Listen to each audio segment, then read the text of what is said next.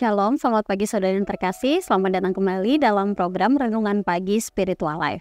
Renungan kita pagi hari ini akan berjudul Pemimpin yang Bijaksana.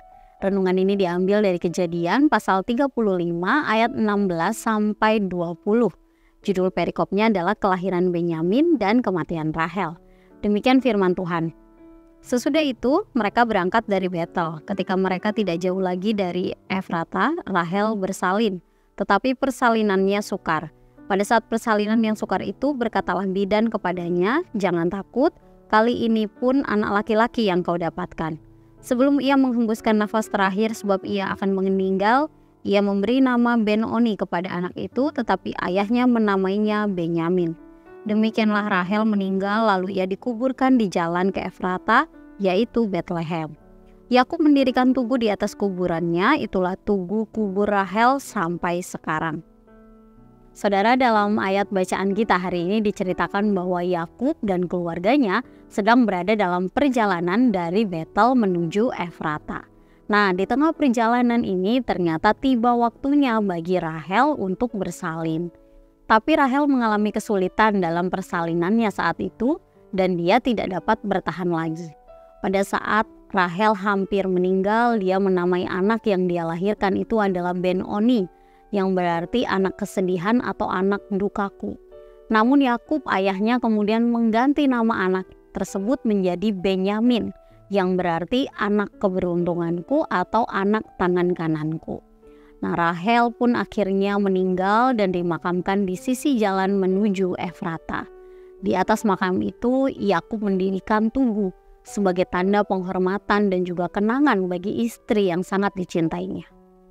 Nah saudara, situasi yang dialami oleh Yakub dalam kisah ini tentu merupakan situasi yang sulit.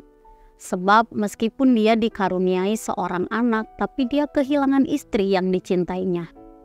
Tapi dalam keadaan sulit ini, Yakub tetap dapat menunjukkan ketabahan dan kebijaksanaannya sebagai seorang kepala keluarga dan juga pemimpin. Dia mengadakan pemakaman yang layak untuk istrinya. Kemudian dia juga tetap mampu mengambil keputusan penting untuk masa depan anak yang baru dilahirkan tersebut. Nama baru yang dia berikan untuk anaknya menunjukkan perannya sebagai kepala keluarga sekaligus pemimpin dalam membentuk identitas dan masa depan generasi berikutnya. Saudara, ketabahan dan kebijaksanaan Yakub sebagai pemimpin ketika menghadapi situasi sulit dalam cerita ini dapat menjadi contoh bagi kita saat ini. Memang ketika situasi sulit terjadi, wajar jika kita merasakan berbagai emosi yang menyebabkan kita kesulitan untuk fokus atau berpikir jernih. Namun seperti yang Yakub lakukan, sebagai pemimpin sebaiknya kita tidak berlarut-larut dalam perasaan tersebut. Sebaliknya, kita harus berusaha untuk tenang dan kemudian menyelesaikan hal-hal yang penting terlebih dahulu.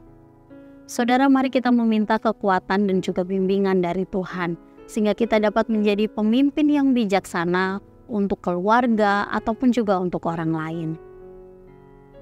Saudara, mari kita berdiam sejenak, menenangkan batin kita dan mengambil waktu untuk merenungkan firman Tuhan yang baru saja kita dengar. Saudara, ketika mengalami keadaan yang sulit, apakah saudara tetap mampu menjadi orang tua atau pemimpin yang bijaksana? Jika belum, maka mari datang kepada Allah di dalam doa. Kiranya Allah memberikan saudara kekuatan sehingga dapat melewati masa-masa sulit dalam hidup saudara.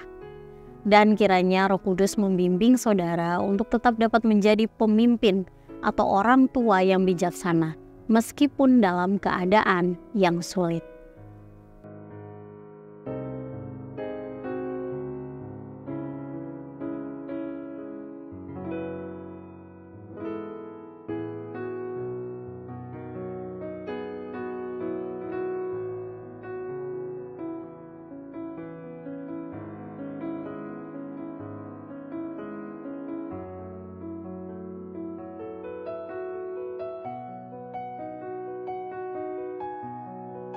Saudara, ingatlah bahwa pemimpin yang bijaksana bukan hanya mampu mengatasi badai, tetapi dia juga mampu memimpin dengan tenang di tengahnya.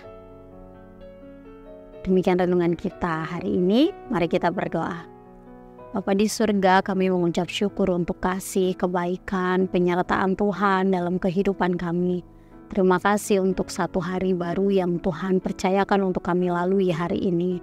Kami juga bersyukur Tuhan untuk kebenaran firman-Mu yang mengingatkan kami bahwa kami harus selalu meminta pertolongan Tuhan supaya kami dapat menjadi orang tua yang bijaksana atau menjadi pemimpin yang bijaksana.